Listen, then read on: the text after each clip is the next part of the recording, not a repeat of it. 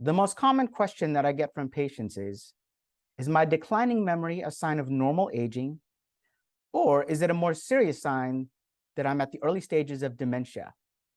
And then they usually follow that up with, my mom or dad also had dementia. How can I avoid it? Well, I'll get to the answers by the end of this video, but first I want you to understand that memory loss is fueled by inflammation. So if you can identify the sources of inflammation, then you can take control of your health and minimize your risks of developing dementia. So tonight, I'm going over all the different biomarkers that you can request on your next blood test to identify all the different factors that contribute to inflammation and memory loss. Now, this talk is usually about an hour long, but I'm going to skip a bunch of slides and give you the Cliff Notes version. And if you're old enough to know what Cliff Notes are, then this talk is for you. And if you've forgotten what Cliff Notes are, then this talk is also for you. Hello, everyone. My name is Dr. Rommel Geronimo, and I specialize in functional medicine and neurology. I help patients get the tests that they need so that they can identify the sources of inflammation so that they can improve their quality of life. If you want to know more about my practice, click onto geronimohealth.com. All right, let's get to it. So as promised, we're going to skip a bunch of slides. These are the brains of two women. Same age, same height, same weight. The only difference is one had Alzheimer's, which is the most common form of dementia. This is what inflammation will do to your brain. If you can see the brain on the right is significantly smaller, that is not the type of brain that you want in your retirement years. That's not going to make for a very good quality of life. So let's look at all the different biomarkers that you can request to prevent this from happening. CBC with differentials. CBC stands for complete blood count and includes your white blood cells and red blood cells. Your white blood cells are part of your immune system, and you want those numbers between 5.0 and 8.0. Anything above that might indicate an infection. Anything below that might indicate some type of chronic immune dysregulation or a possible autoimmune disease. On the other side, you want to look at your red blood cells, your hemoglobin, and your hematocrit. Those three numbers will let you know if you have anemia. And if you're anemic, you simply don't have enough healthy cells to bring oxygen and nutrients to your brain, and as a result, your brain suffers.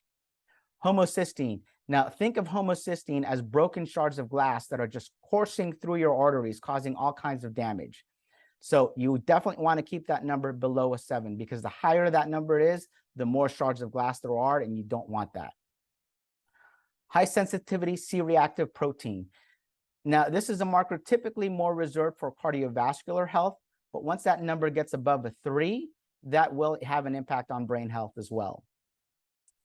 Fasting glucose, hemoglobin A1C, and insulin. These, all three markers have to deal with your blood sugar. And having stable blood sugar is probably one of the more important things in maintaining optimal brain health. So you want to make sure that all your blood sugar markers are in order.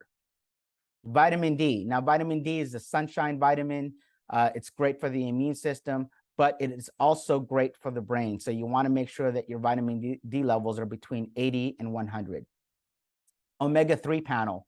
This looks at your essential fatty acids and make sure that your brain has enough of the fatty acids that it needs to function at optimal levels. Your brain is roughly 60 to 70% fat. So you want to make sure that you're giving yourself, or that you have plenty of fats in your diet, and you can evaluate that with this omega-3 panel. Now, you can get omega-3s from wild salmon, mackerel, sardines, anchovies, but you can also get it from plant sources such as avocados, chia seeds, flaxseed oil. So those are all sources. Of course, you can also supplement with a fish oil or krill oil, but you want to make sure that you get good quality brands, because I've had patients who've been taking fish oils all their lives, and we look at their omega-3 panels, and it turns out that those fish oils just were not being absorbed, and it was just primarily because it was just a not good quality fish oil. A thyroid panel. Now, the thyroid in itself can be the lone cause of dementia. So you want to make sure that your thyroid physiology is in order. Now, when you're looking at a thyroid panel, you want to look at all the different markers. You want to look at TSH, which is thyroid stimulating hormone, a full and or a total and free T3 and T4. And then you want to look at T3 uptake and reverse T3, and then also TPO antibodies, and then thyroglobulin or antithyroglobulin antibodies. This will let you know if you have an autoimmune disease related to the thyroid, okay?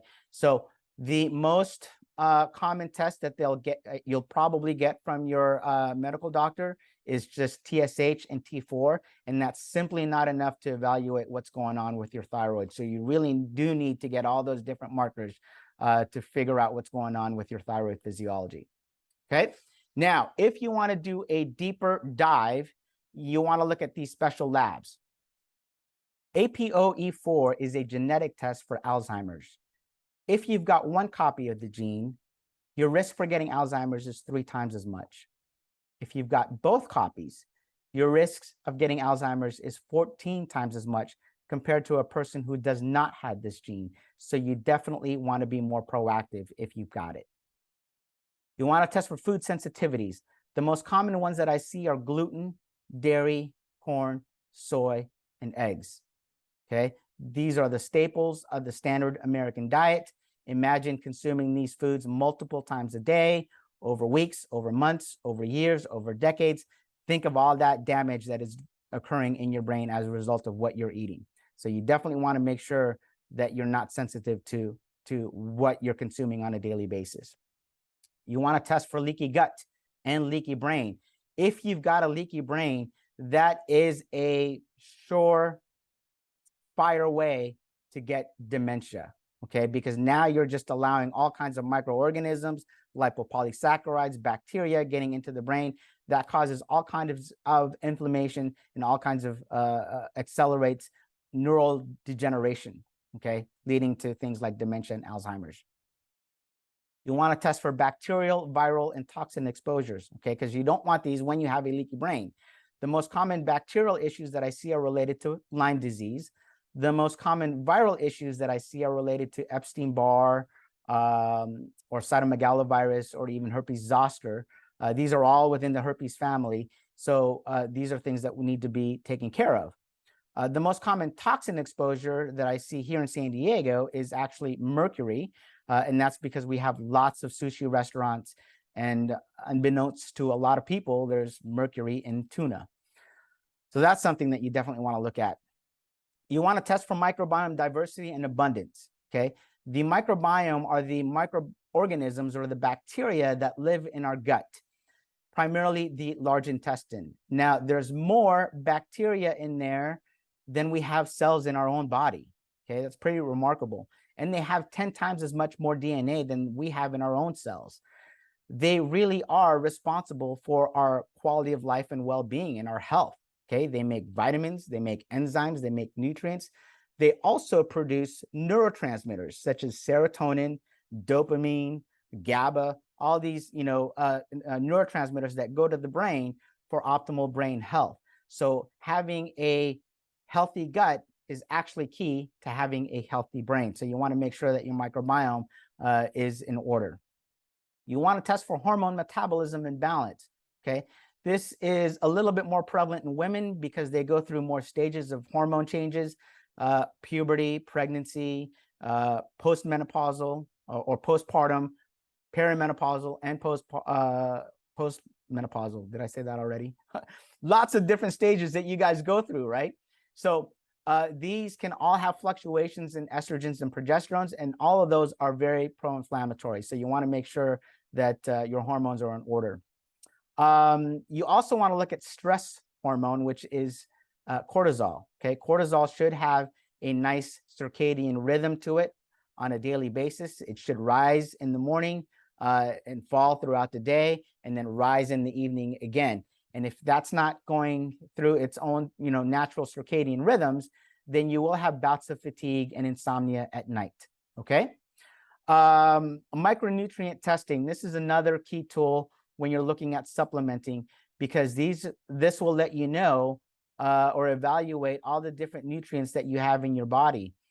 Your vitamins A, D, E, and K, which are your fat-soluble vitamins that we'll look at, your B vitamins, and your C vitamins, which are your water-soluble vitamins, and also looks at your different minerals such as zinc, selenium, copper, calcium, magnesium. So those are all key things to having a properly functioning, brain and actually even body.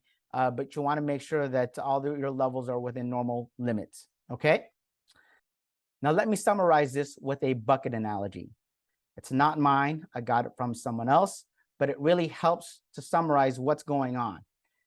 Imagine having a bucket, and in this bucket, you have all kinds of faucets that are emptying into this bucket. These faucets are sources of inflammation. And when your bucket is full and starts spilling over, that's when you start having symptoms. So going back to the initial question, is my declining memory due to normal aging, or am I at the early stages of dementia? Well, if you have all these inflammatory faucets emptying into your bucket, then your odds of developing dementia will probably be exponentially higher than someone who doesn't have any of these faucets on. And if you don't have any of these faucets on, then you'll probably enjoy a healthy quality of life in your retirement years. The key is to get tested early. Dementia takes years and decades to develop. So testing and identifying as early as possible is ideal. The best part about this is decreasing inflammation lowers all-cause mortality rates, meaning that it benefits those with autoimmune diseases, cardiovascular diseases, diabetes, even lowering cancer rates, okay? These are all fueled by inflammation. Identifying your triggers now can have drastic impacts on your sleep, your energy levels, your relationships, and overall quality of life. That's all I have. I just wanted to let you guys know that there are tests out there that screens and evaluates inflammation so that you can identify what those sources are and minimize inflammation so that you can start improving your quality of life. Now, these tests are typically not offered under the conventional medical model, so you have to go out there, you have to be proactive, and you have to request these yourselves. Take care of your brain because no one else will do it for you. I'm Dr. Geronimo, and I'll see you next time. Take care, guys.